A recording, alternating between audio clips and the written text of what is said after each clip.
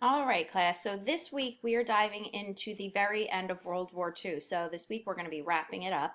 So we're going to start off in Europe. If you remember, we last left off with getting Northern Africa, going into Italy, planning D-Day invasion into France.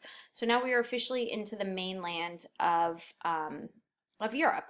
So of course, remember we have Soviet Union in the east, and they're pushing their way on in after the Battle of Stalingrad. They continue to go on west. We're, however, not Soviet Union history, so we're not going to focus on that. We're going to go to the west side and see what happened after we got into Italy and got into France. So with that in mind, one of the brilliant, dreaded, controversial generals from the United States is this man right here, General Patton. I don't know if any of you guys out there have ever heard of him before, but he's one of those people in history who's just kind of fascinating to learn about. So you guys are going to watch a video. I'm going to include it from YouTube. If you're watching this in slide presentation mode, you can just click on the image here. There's a video that gives you some information about General Patton. What you want to pay attention for in the video is the idea that he's this brilliant military man.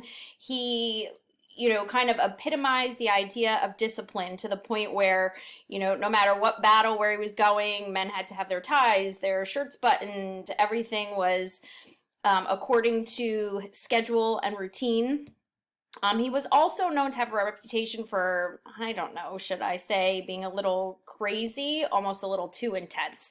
But with that in mind, it actually worked in our favor because just his sheer reputation actually scared the enemy. People did not want to come up against General Patton because of this kind of loose cannon style reputation.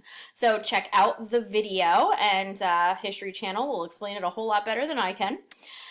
And so I'm only actually going to bring up one battle in Europe. Not that there wasn't fighting during this entire time period, but unlike what we saw in the Pacific, there weren't all these like necessarily designated battles all over the place, or nothing on a larger scale that we need to label them.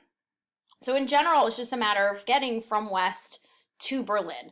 So the one battle I do want to mention is this one, the Battle of the Bulge. You can see the details of it right here in front of you. It was pretty much chaos. It lasted about 5 weeks. There were goods and bads on both sides. Obviously, we will eventually push through the Battle of the Bulge. And you can see some of the reasons why we had some benefits there, but all the notes are provided for you right there. Here are some images from it. I know the map is blurry, but that's not really why I put it up here. So this is Germany, and this is the entire section of the Battle of the Bulge. So we're not talking about a small radius area. We're talking about breaking through this offensive, similar to the movie we watched in class, to push our way on into Berlin. So again, I have a video that I attached here for you that gives you just a little more detail because, of course, they can add footage in there that I can't describe with words. So there's a video in here that I'll also include for you, but again, in slides, you can just click on it, and that video is going to be there to give you a better description of what the Battle of the Bulge looked, felt, and sounded like. So the last thing I'm just going to mention for today's class is this. From this point on, once we push through the Battle of the Bulge, we're kind of going into different cities, different areas, just pushing the SS troops and anyone tied into the Nazi regime, pushing them on back, getting them out of the way. So now the main goal in Europe was the race to Berlin. We knew Hitler was remaining in Berlin. That's what we would consider like the hub of communication for the Axis powers at this point in the war. And even though the Soviets were our allies in all of this, there kind of was, I don't want to call it a competition because that definitely wasn't the focus. The focus was to win the war.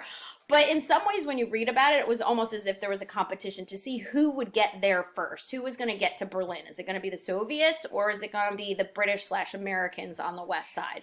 So we'll continue that discussion tomorrow. So the story of Berlin has its whole other topic. The history of this, which I didn't include another video for you, but if you want to seek it out, is really fascinating. How the people of Berlin, like we're talking regular people, men, women, just kind of took up arms because they were worried about Berlin getting invaded. They knew that would be the end of it all. So there was this whole little almost civilian protection battle that took place in Berlin to try to prevent its invasion. And of course, if you didn't know the end of the war, spoiler alert, the Allies are going to eventually win. So the civilian army, if we want to call it that, is not going to be victorious. And I just threw this picture up too, another side story of World War II. during all the fighting in between all of these major cities and side country areas, there was a zoo that kind of fell apart and went into chaos. And they actually used some of the zoo animals to help with the cleanup. So this is obviously a pair of elephants cleaning up some debris from one of the areas that had gotten invaded. So there's some really cool photographs.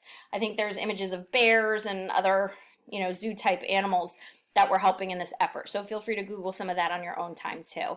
So that kind of starts off our end towards the war. Tomorrow we'll discuss about Hitler and how Europe will, of course, end up being victorious for us. So that's it for today, guys. The video was short, so enjoy the History Channel, and we'll chit chat more tomorrow.